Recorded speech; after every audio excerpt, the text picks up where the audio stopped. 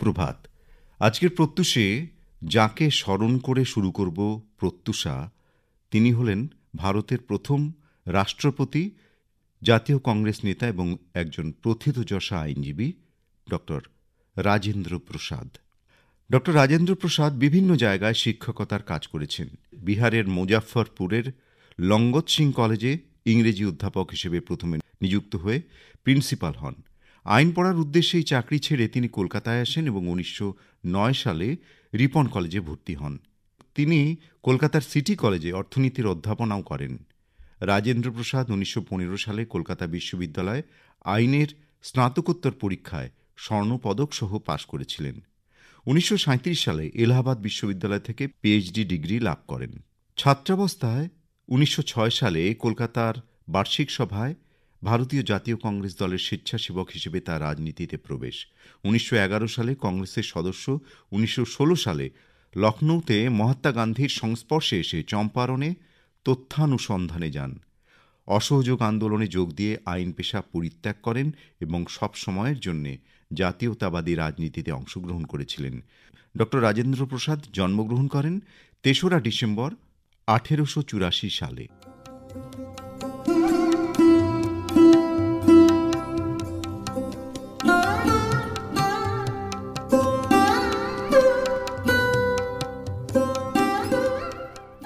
খ্যাতনামা চিত্রশিল্পী নন্দলাল বসুর আজ জন্মদিন। তিনি কর্মজীবনের শুরুতে পাটনা, রাজগীর, বুদ্ধগয়া, বারাণসী, দিল্লি, আগ্রা, মথুরা, বৃন্দাবন, এলাহাবাদ ভ্রমণ করে উত্তর ভারতের শিল্প ঐতিহ্যের সাথে পরিচিত হন। প্রায় একই সময়ে পুরী থেকে কন্যাকুমারিকা পর্যন্ত প্রায় সমগ্র দক্ষিণ ভারত ভ্রমণ করেন এবং কোণারকের সূর্য মন্দির তাঁকে প্রভাবিত করে। 1921 সালে তিনি বাঘ গুহার নষ্ট হয়ে যাওয়া চিত্রগুলো পুনরুদ্ধারের দায়িত্ব লাভ করেন। তিনি ভগিনী নিবেদিতার হিন্দু বৌদ্ধ পুরাকাহিনীর বইটির অঙ্গসজ্জাও করেন এবং ঠাকুরবাড়ির চিত্রকলার তালিকা তৈরিতেও সাহায্য করেন। 1952 সালে বিশ্বভারতী তাঁকে দেশিকোত্তম উপাধিতে ভূষিত করে। এছাড়া 1954 সালে ভারত সরকার তাঁকে পদ্মবিভূষণ উপাধিতে ভূষিত করে। চিত্রশিল্পী নন্দলাল বসু জন্মগ্রহণ করেন 1882 সালের 3রা ডিসেম্বর।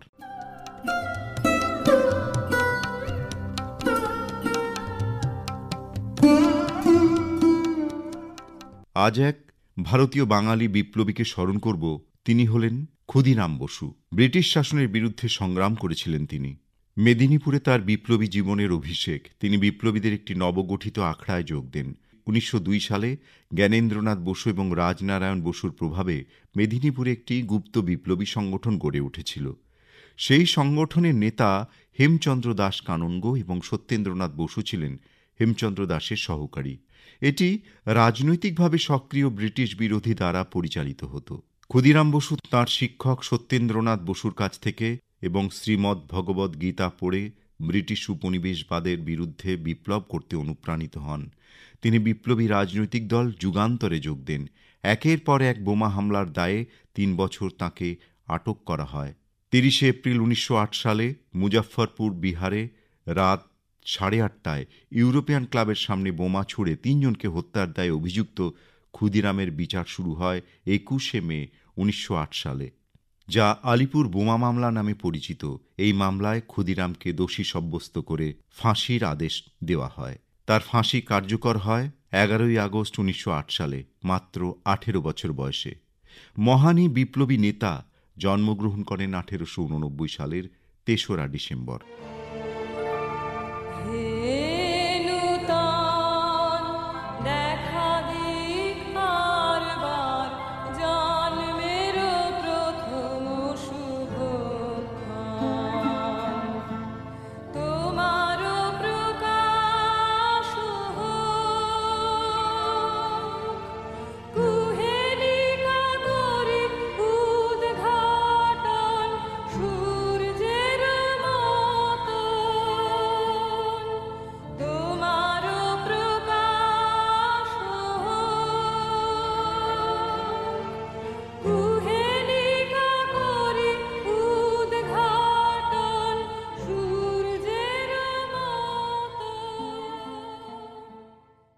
প্রতি বছর 3রা ডিসেম্বরকে বিশ্ব প্রতিবন্ধী দিবস হিসেবে পালন করা হয়। 1992 সাল থেকে এই দিবসটি পালিত হয়ে আসছে জাতিসংঘের তত্ত্বাবধানে। শারীরিকভাবে অসম্পূর্ণ মানুষের প্রতি সহমর্মিতা ও সহযোগিতা প্রদর্শন ও তাদের কর্মকাণ্ডের প্রতি সম্মান জানানোর উদ্দেশ্যেই এই দিবসটির সূচনা। বিশ্বজুড়ে প্রতিবন্ধী দিবসের অনুগামিতার পেছনে আছে এক ঘটনাবহুল জীবন স্মৃতি। 1958 সালের মার্চ মাসে বেলজিয়ামে এক সাংঘাতিক খনি দুর্ঘটনায় বহু মানুষ মারা যান। প্রচুর মানুষ চিরজীবনের মতো প্রতিবন্ধী হয়ে পড়েন। তাদের জীবন দুর্বিষহ হয়ে ওঠে। তাদের প্রতি সহমর্মিতায় ও পরহিতপরায়ণতায় বেশ কিছু সামাজিক সংস্থা চিকিৎসা এবং পুনর্বাসনের কাজে এগিয়ে আসে। এর ঠিক পরের বছর জুরিখে বিশ্বের বহু সংগঠন সম্মিলিতভাবে অন্তর্দেশীয় স্তরে এক বিশাল সম্মেলন করেন। সেখান থেকেই প্রতিবন্ধকতা সম্পর্কে বিস্তারিত সব তথ্যের হদিশ মেলে। সেখানে সর্বসম্মতভাবে প্রতিবন্ধী কল্যাণে বেশ কিছু প্রস্তাব ও কর্মসূচি গৃহীত হয়। খনি দুর্ঘটনায় আহত বিপন্ন প্রতিবন্ধীদের প্রতি দৃষ্টি আকর্ষণের জন্যে বিশ্ব প্রতিবন্ধী দিবস পালন করতে আহ্বান জানানো হয়। সেই থেকে কালক্রমে সারা পৃথিবীর প্রতিবন্ধী মানুষের প্রতি সহযোগিতার হাত বাড়ানোর দিন হয়ে উঠেছে। ৩রা ডিসেম্বর পালিত হচ্ছে বিশ্ব প্রতিবন্ধী দিবস।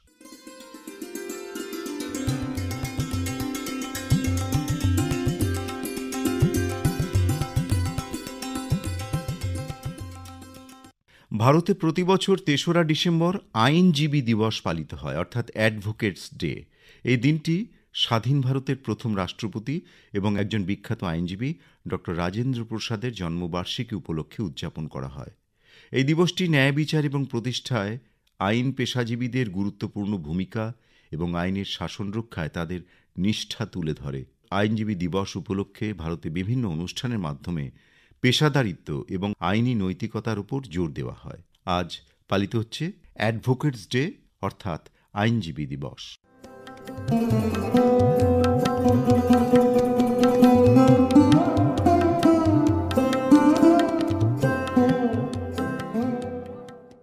চলে আসি প্রত্যুষার এ মাসের চিঠির বিষয়। প্রত্যুষার এ মাস অর্থাৎ ডিসেম্বর মাসের চিঠির বিষয় মাটি বিনা সবই মাটি। এ নিয়ে চিঠি লিখেছেন মাধবী বিশ্বাস, কৃষ্ণনগর, নদিয়া ঘূর্ণি থেকে। আমরা কৃষি প্রধান দেশে বাস করি। মাটি ছাড়া কৃষিকার্য সম্ভব নয়। ফসল উৎপাদন না করতে পারলে আমরা না খেতে পেয়ে মারা যাব। অতএব মাটি ছাড়া আমাদের অস্তিত্ব কল্পনাতীত। কৃষক বন্ধুরা কৃষিকাজ করে বলেই আমরা খাদ্য বা খাদ্যশস্য পাই এবং কৃষক বন্ধুরাও এই কাজ করে বেঁচে থাকেন। আমাদের বাসস্থান মাটির ওপরেই নির্মিত। কত শত মানুষ মাটির তৈরি বাড়িতে বসবাস করে।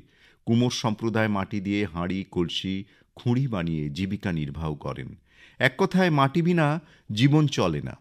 জনসংখ্যা বৃদ্ধির সাথে বাড়ির সংখ্যাও বেড়েছে। মাটির আকাল হয়ে পড়েছে। রামকৃষ্ণ বলেছেন, টাকা মাটি, মাটি টাকা, অর্থাৎ টাকা নিমিত্ত মাত্র, কিন্তু মাটি আমাদের জীবনে মূল্যবান সম্পদ। মাটি বা ফাঁকা জমির অভাবে আকাশ ছোঁয়া ফ্ল্যাট তৈরি হচ্ছে। বিশ্বের দরবারে জায়গা করে নিয়েছে কৃষ্ণনগরের মৃৎশিল্পী। মাটি ছাড়া কি এই সাফল্য সম্ভব ছিল? মাটি বিনা কি ধনধান্য পুষ্পভরা এদেশ পেতাম?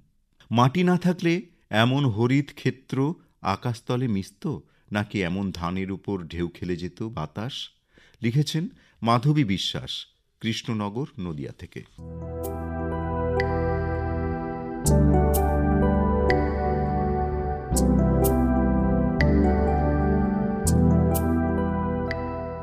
কমল ঘোষ, রাখা জঙ্গল, পশ্চিম মেদিনীপুর থেকে লিখছেন, ইচ্ছে পূরণ করতে না পারলে আমরা বলি জীবনটা মাটি হয়ে গেল। আবার এখনও একথাও শোনা যায়, মাটি সোনা, অর্থাৎ পারিবারিক সমৃদ্ধি এবং শ্রীবৃদ্ধির জন্যে যেমন মাটির প্রয়োজন, তেমনি পঞ্চভূতে লয় হওয়ার জন্যেও মাটির প্রয়োজন। তাই যারা মাটিতে পা রেখে চলেন তাদের কাছে মাটি বড্ড প্রিয়। ও আমার দেশের মাটি, তোমার পরে ঠেকাই মাথা, এই গান শুনলেই মন আবেশে ভরে যায়। দর্প, অহংকার আর অজ্ঞানতার বশে যারা মাটিকে ঘৃণা করে তাদেরকেও বাঁচার রসদ যোগায় এই মাটি। সেই মাটি যদি বিষাক্ত হয়ে যায়, সেই মাটি যদি বন্ধা হয়ে যায়, সেই মাটি যদি কংক্রিটের আস্তরণে ঢাকা পড়ে, তবে জীবের জীবন বিপন্ন হবেই। একই জমিতে বারবার একই ফসল চাষ করলে, জৈব সারের ব্যবহার বন্ধ করলে, টন টন প্লাস্টিক মিশিয়ে দিলে, কীটনাশকে তার শরীর বিষিয়ে দিলে সেই মাটির উর্বরা শক্তি হারাবে। মাটির বুক থেকে সবুজের চাদর সরিয়ে নিলে, কংক্রিটের জঙ্গলে তার মুখ ঢেকে দিলে হড়পা বানে শখের শহর ভাসবেই। ভূগর্ভের জলের স্তর নিচে নামবেই। একদিকে পানীয় জলের অভাব দেখা দেবে, অন্যদিকে জল আর খাদ্যের মাধ্যমে আমাদেরই মেশানো বিষ শরীরে ঢুকে স্নায়ুকে করবে বিকল, অস্থিকে করবে ভঙ্গুর, বৃক্কের করবে ক্ষতি।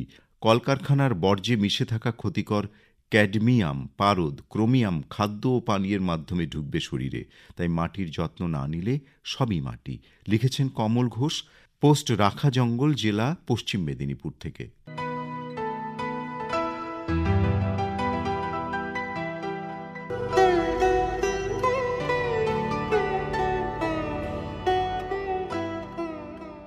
শীষ মোহাম্মদ শিশান, পাইকপাড়া, নলহাটি, বীরভূম থেকে লিখছেন, এবারের প্রত্যুষার বিষয় মাটি বিনা সবই মাটি, ক্ষিতি, অপ, তেজ, মরুদ, বোম।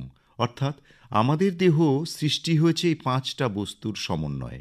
অর্থাৎ আমাদের দেহের একটি উপাদানই হল মাটি। অর্থাৎ ক্ষিতি, মাটি থেকে আমাদের উৎপত্তি, আমরা মাটিতেই মিশে যাব একদিন। জন্ম থেকে মৃত্যু, আমরা মাটিতেই বাস করি। মাটি যদি না থাকে তাহলে আমরা বাস করতাম কোথায়, ফসল ফলাতাম কোথায়? মাটি যদি না থাকতো, আমাদের দেশ সুজলা সুফলা শস্য শ্যামলা, তার কারণ উর্বর মাটি। এই মাটিতে সোনার ফসল ফলে।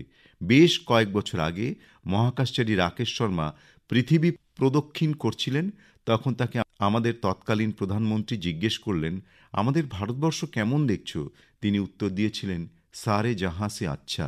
উত্তরে হিমালয়ে সাদা বরফে ঢাকা সবুজ তৃণভূমি, নদীমাতৃক এই দেশ, সাগর যার পদতল ধুয়ে দেয়।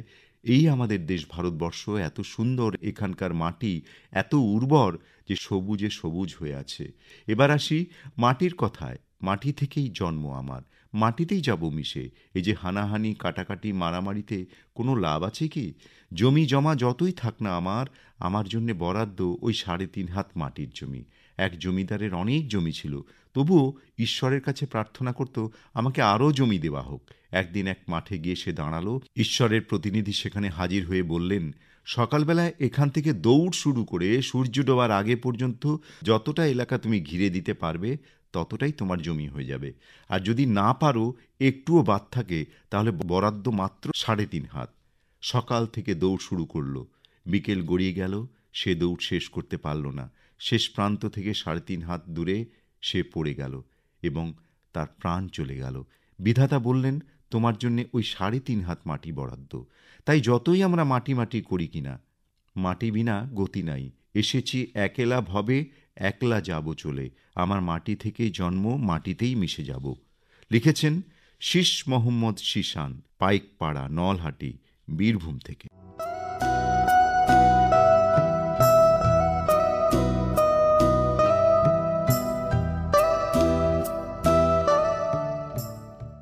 দীপেশ চন্দ্র চন্দ, কোচবিহার থেকে লিখছেন, তোমার এ মাসের বিষয় রবি ঠাকুরের সেই বিখ্যাত মন্ত্রমুগ্ধ দেশাত্মবোধক সুরের কথা স্মরণ করিয়ে দিল। ও আমার দেশের মাটি, তোমার পরে ঠেকাই মাথা। প্রত্যুষা তোমার এ মাসের মন্তব্য বিশ্ববাসীকে সাবধান করিয়ে দিল নিঃস্বার্থ মাতৃপ্রেমের। মাটি না থাকলে জীবনের স্পন্দন থেমে যেত, থাকতো না জীবের অস্তিত্ব। তাই বিনম্র শ্রদ্ধা থাকলো মা মাটির জন্যে। সেই সঙ্গে তোমার সতর্ক বাণীর জন্যে সকালের হিমেল বাতাসে তোমায় জানাই উষ্ণ অভিনন্দন। তুমি রাষ্ট্রপতি ফ্র্যাঙ্কলিন ডি রুজভেল্টের মন্তব্যকে সমর্থন করে যোগ্য প্রস্তাব রেখেছ। তিনি বলেছিলেন, যে জাতি তার মাটি ধ্বংস করে সে নিজেকেই ধ্বংস করে। মাটি হলো মা, মাটি জাতির এবং বিশ্বের রুটি রোজগার, যা মুখে তুলে দেয় অন্ন, দেয় বস্ত্র, বাসস্থান, জীবনদায়ী ঔষধ। প্রতিক্ষণের বাঁচবার সঙ্গী জল আর মুক্ত বাতাস, উপকরণ সহ প্রয়োজনীয় জিনিস সরবরাহ করে সভ্যতাকে মূল্যবান উপহারে সাজিয়ে দেয়। প্রকৃতিকে সাজিয়ে তোলে দৃষ্টিনন্দনে। প্রকৃতি আপন নিয়মেই সেজে ওঠে শ্যামলিমায় এই মাটির বুকে। বেঁচে থাকার আনন্দ, অহংকার, হাসি, কান্না সবকিছুই মাটির জন্যে। তাই বলো, মাটি যেখানে নেই, জীবন সেখানে নেই। নেই ছন্দময় জীবনের অস্তিত্ব। শিশুরা মাতৃক্রোড়ে যতটা সুন্দর, ততটাই সুন্দর মা মাটির কোলে গড়ে ওঠা আজকের এই সভ্যতা। কোটি কোটি জীবের সমন্বয়ে গঠিত একটি জটিল বাস্তুতন্ত্রের এই মাটি, যা কিনা আমাদের বাঁচতে শেখায়, অথচ সেই মাটি থাকে পদতলে, বহু লাঞ্ছনা সহ্য করে, ক্ষতবিক্ষত হয়েও বহন করে চলছে শাশ্বত কাল আমাদের এই অহংকারের সভ্যতাকে। মার্কিন বিজ্ঞানীরা 2020 সালে আর্থ সায়েন্স উইক চলাকালীন আমাদের জীবনে পৃথিবীর উপকরণ প্রতিপাদ্য বুঝিয়ে দেয়, মাটি বিনা সবই মাটি। মাটি মিথ ক্রিয়া করে এই কঠিন ও জটিল বাস্তুতন্ত্রকে টিকিয়ে রেখেছে। তাই মাটি হল জীবনের ধারক। জীবনের এই অপরিহার্য মাটিকে রক্ষার দায়িত্ব আমাদের সকলের, কেননা সুস্থ মাটি সুস্থ জীবনের ভিত্তি। এ কথা মাথায় রেখে কবির ভাষায় শেষ করব, মধুর চেয়েও আছে মধুর, সে এই আমার দেশের মাটি, আমাদের দেশের পথের ধুলো, খাঁটি সোনার চাইতে খাঁটি। এ ভাবনা সবার মধ্যে জাগুক, মাটি রক্ষার শুভ চেতনা আসুক। লিখেছেন দীপেশচন্দ্র চন্দ, কোচবিহার থেকে।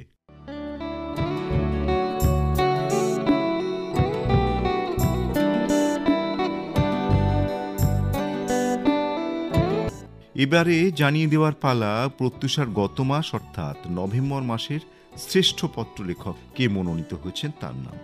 প্রত্যুষার নভেম্বর মাসের চিঠির বিষয় ছিল, এ বিশ্বকে এ শিশুর বাসযোগ্য করে যাব আমি। এ নিয়ে বহু শ্রোতা তাদের মতামত সমৃদ্ধ চিঠি পাঠিয়েছেন আমাদের দপ্তরে। তার মধ্যে শ্রেষ্ঠ পত্রলেখক মনোনীত হয়েছেন উদ্দালক চক্রবর্তী, পশ্চিম উদয়পুর, উত্তর দিনাজপুর থেকে। উদ্দালকবাবু, আপনাকে আগামী 5ই ডিসেম্বর বেলা 12টার মধ্যে আকাশবাণী শিলিগুড়ি কেন্দ্রে উপস্থিত থাকতে অনুরোধ করা হচ্ছে আলাপচারিতার জন্যে। প্রত্যুষার নভেম্বর মাসের শ্রেষ্ঠ পত্রলেখক উদ্দালক চক্রবর্তী, পশ্চিম উদয়পুর, উত্তর দিনাজপুর থেকে।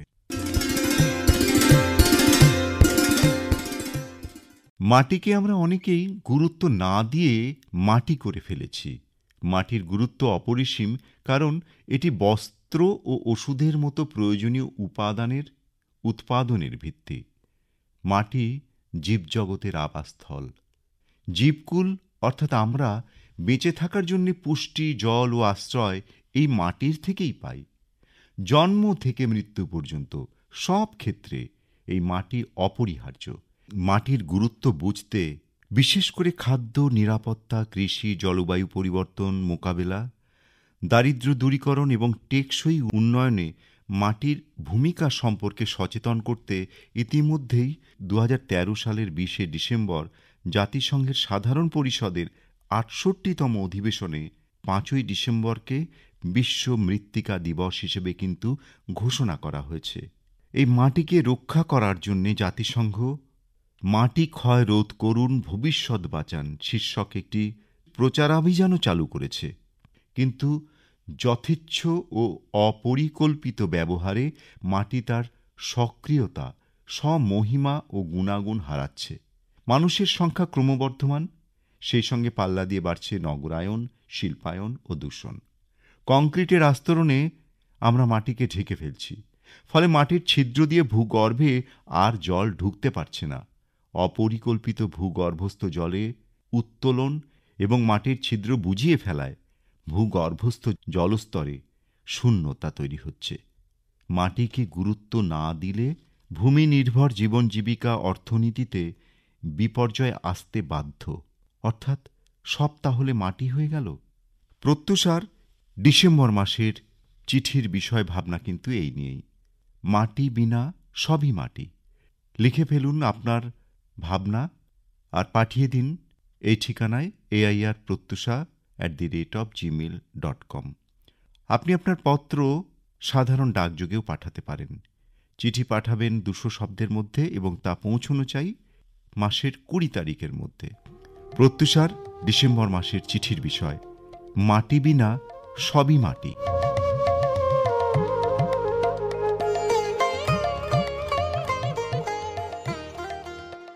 প্রত্যুষা যে পর্যন্তই। প্রত্যুষা আবার আগামীকাল। নমস্কার।